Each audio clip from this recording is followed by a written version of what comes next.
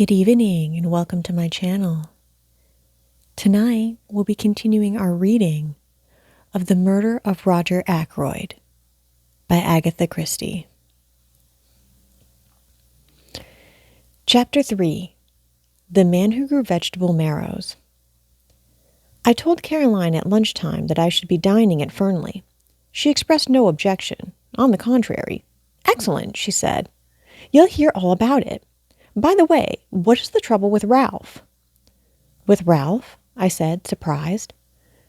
"There isn't any." "Then why is he staying at the Three Boars instead of at Fernley Park?" I did not for a minute question Caroline's statement that Ralph Patten was staying at the local inn.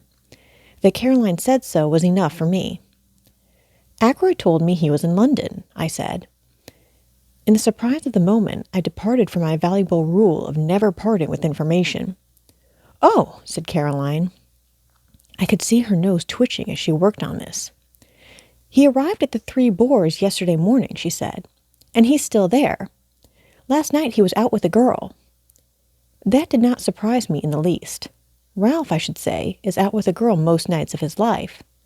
But I did rather wonder that he chose to indulge in the pastime in King's Abbot instead of in the gay metropolis. "One of the barmaids?" I asked. "No, that's just it. He went out to meet her. I don't know who she is." Bitter for Caroline to have to admit such a thing. "But I can guess," continued my indefatigable sister. I waited patiently. "His cousin." "Flora Ackroyd?" I exclaimed in surprise. Flora Ackroyd is, of course, no relation whatever really to Ralph Patten, but Ralph has been looked upon for so long as practically Ackroyd's own son that cousinship is taken for granted. "Flora Ackroyd," said my sister. "But why not go to Fernley if he wanted to see her?" "Secretly engaged," said Caroline with immense enjoyment. "Old Ackroyd won't hear of it, and they have to meet this way." I saw a good many flaws in Caroline's theory, but I forbore to point them out to her. An innocent remark about our new neighbor created a diversion. "The house next door, the Larches, has recently been taken by a stranger. To Caroline's extreme annoyance, she has not been able to find out anything about him, except that he is a foreigner. The intelligence corps has proved a broken reed. Presumably, the man has milk and vegetables and joints of meat and occasional wittings just like everybody else. But none of the people who make it their business to supply these things seem to have acquired any information. His name, apparently, is Mr. Parrot, a name which conveys an odd feeling of unreality. The one thing we do know about him is that he is interested in the growing of vegetable marrows. But that is certainly not the sort of information that Caroline is after. She wants to know where he comes from, what he does, whether he is married, what his wife was or is like, whether he has children, what his mother's maiden name was, and so on.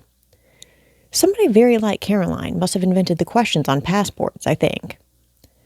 "My dear Caroline," I said, "there's no doubt at all about what the man's profession has been. He is a retired hairdresser. Look at that mustache of his." Caroline dissented. She said that if the man was a hairdresser, he would have wavy hair, not straight. All hairdressers did. I cited several hairdressers personally known to me who had straight hair, but Caroline refused to be convinced. "I can't make him out at all," she said in an aggrieved voice. "I borrowed some garden tools the other day, and he was most polite, but I couldn't get anything out of him. I asked him point blank at last whether he was a Frenchman, and he said he wasn't. And somehow I didn't like to ask him any more." I began to be more interested in our mysterious neighbor. A man who is capable of shutting up Caroline and sending her, like the Queen of Sheba, empty away must be something of a personality. "I believe," said Caroline, "that he's got one of those new vacuum cleaners." I saw a meditated loan and the opportunity of further questioning gleaming from her eye. I seized the chance to escape into the garden. I am rather fond of gardening. I was busily exterminating dandelion roots when a shout of warning sounded from close by, and a heavy body whizzed by my ear and fell at my feet with a repellent squelch. It was a vegetable marrow. I looked up angrily. Over the wall to my left there appeared a face. An egg-shaped head, partially covered with suspiciously black hair, 2 immense mustaches, and a pair of watchful eyes.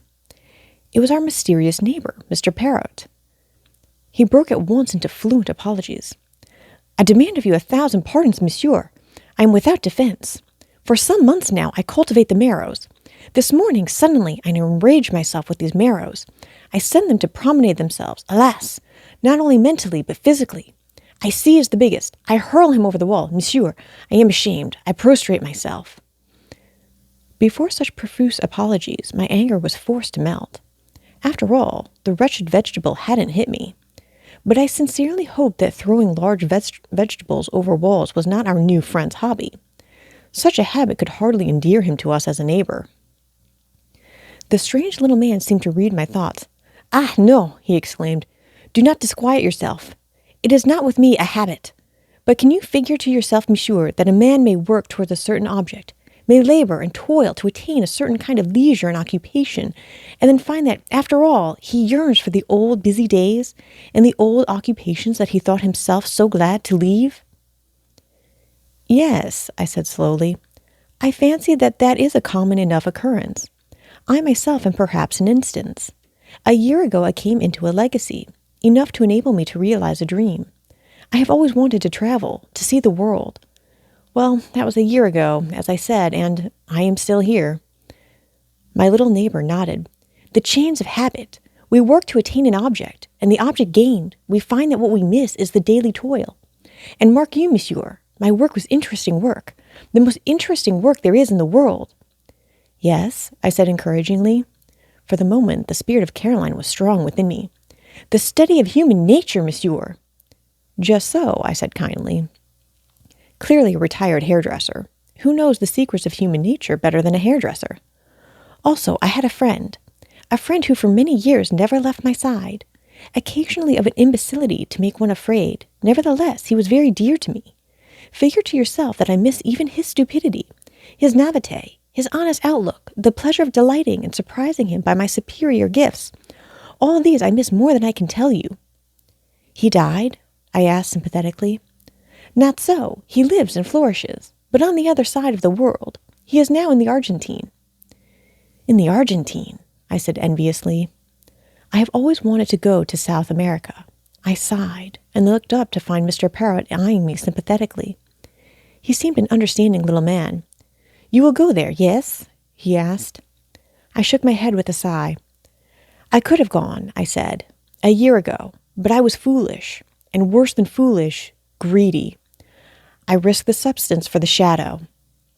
I comprehend, said Mr. Parrot. You speculated? I nodded mournfully. But in spite of myself, I felt secretly entertained. This ridiculous little man was so portentously solemn. Not the porcupine oil fields? He asked suddenly. I stared. I thought of them, as a matter of fact, but in the end, I plumped for a gold mine in Western Australia. My neighbor was regarding me with a strange expression which I could not fathom. It is fate, he said at last. What is fate? I asked irritably. That I should live next to a man who seriously considers porcupine oil fields, and also West Australian gold mines. Tell me, have you also a penchant for auburn hair? I stared at him open-mouthed, and he burst out laughing. No, it is not the insanity that I suffer from. Make your mind easy. It was a foolish question that I put to you there, for, see you, my friend of whom I spoke was a young man, a man who thought all women good, and most of them beautiful. But you are a man of middle age, a doctor, a man who knows the folly and the vanity of most things in this life of ours. Well, we are neighbors. I beg of you to accept and present to your excellent sister my best marrow. He stooped and with a flourish produced an immense specimen of the tribe, which I duly accepted in the spirit in which it was offered. Indeed, said the little man cheerfully, this has not been a wasted morning. I have made the acquaintance of a man who in some ways resembles my far-off friend. By the way, I should like to ask you a question. You doubtless know everyone in this tiny village. Who is the young man with the very dark hair and eyes, and the handsome face? He walks with his head flung back, and an easy smile on his lips. The description left me in no doubt. That must be Captain Ralph Patten, I said slowly. I have not seen him about here before. No, he has not been here for some time, but he is the adopted son, of Mr. Ackroyd of Fernley Park. My neighbor made a slight gesture of impatience. Of course, I should have guessed. Mr. Ackroyd spoke of him many times. You know Mr. Ackroyd? I said, slightly surprised. Mr. Ackroyd knew me in London, when I was at work there. I have asked him to say nothing of my profession down here. I see, I said, rather amused by this patent snobbery as I thought it. But the little man went on with an almost grandiloquent smirk. One prefers to remain incognito. I am not anxious for notoriety. I have not even troubled to correct the local version of my name. Indeed, I said, not knowing quite what to say. Captain Ralph Patten, mused Mr. Porritt. And so he is engaged to Mr. Ackroyd's niece, the charming Miss Flora. Who told you so? I asked, very much surprised. Mr. Ackroyd, about a week ago. He is very pleased about it. Has long desired that such a thing should come to pass, or so I understood from him. I even believe that he brought some pressure to bear upon the young man. That is never wise. A young man should marry to please himself, not to please a stepfather from whom he has no expectations. My ideas were completely upset.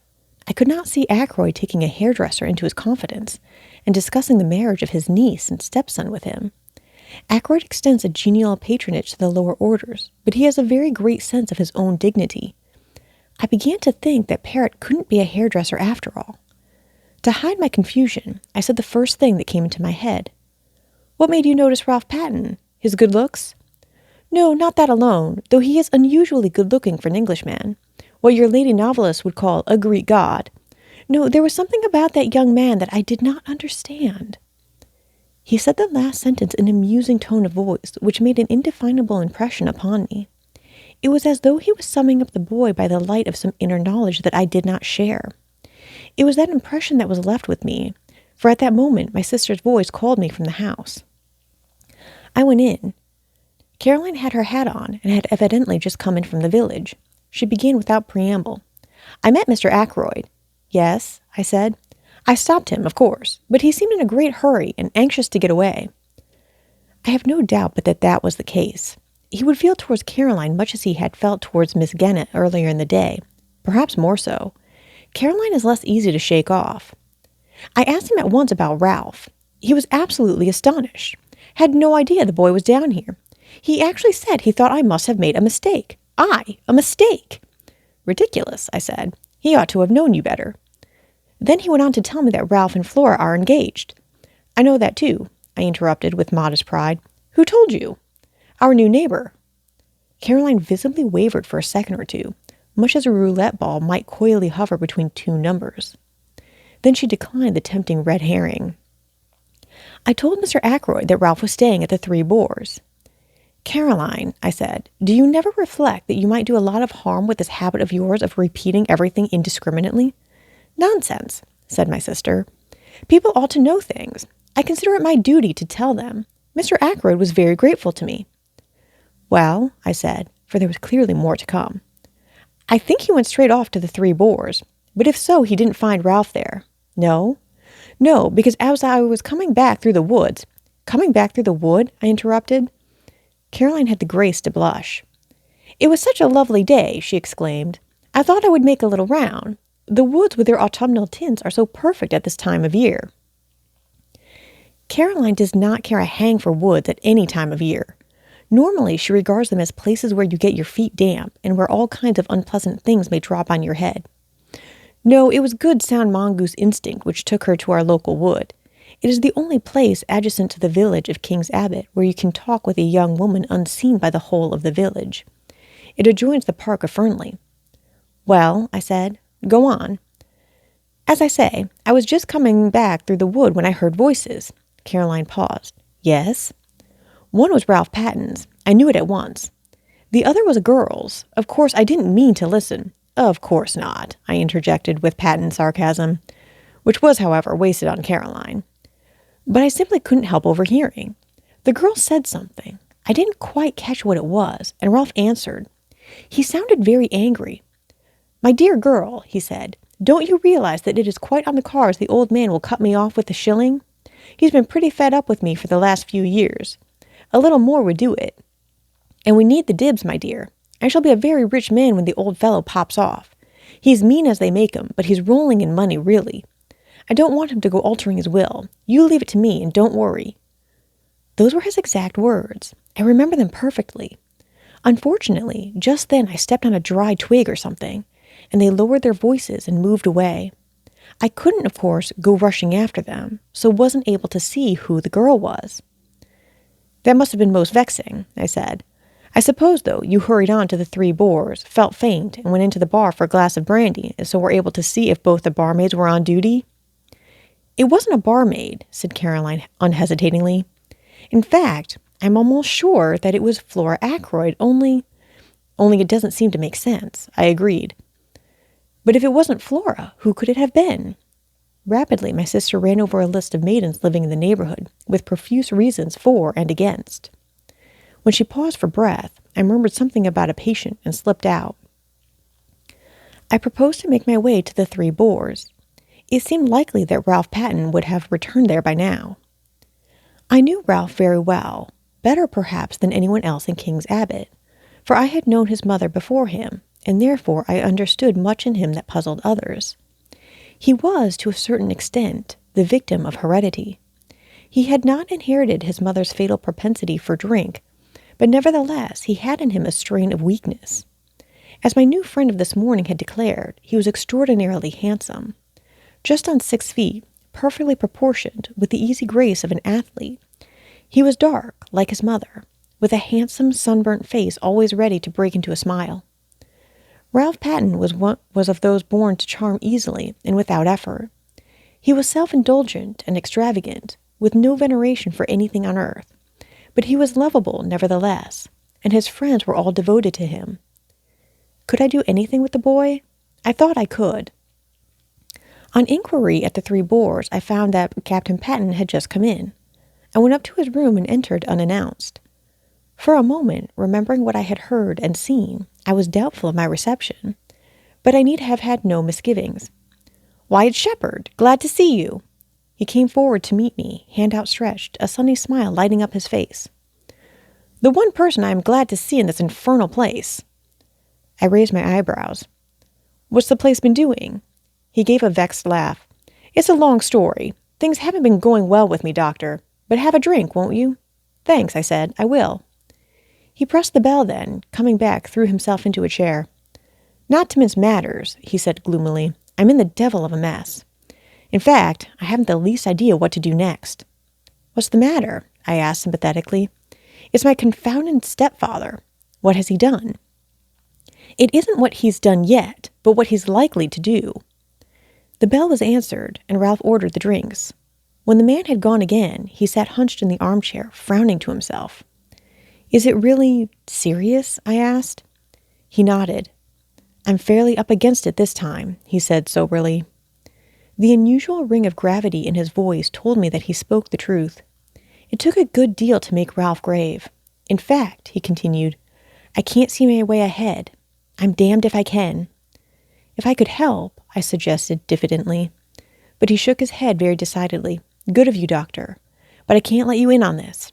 I've got to play a lone hand." He was silent a minute, and then repeated in a slightly different tone of voice, "Yes, I've got to play a lone hand." Thus ends Chapter 3 of The Murder of Roger Ackroyd by Agatha Christie.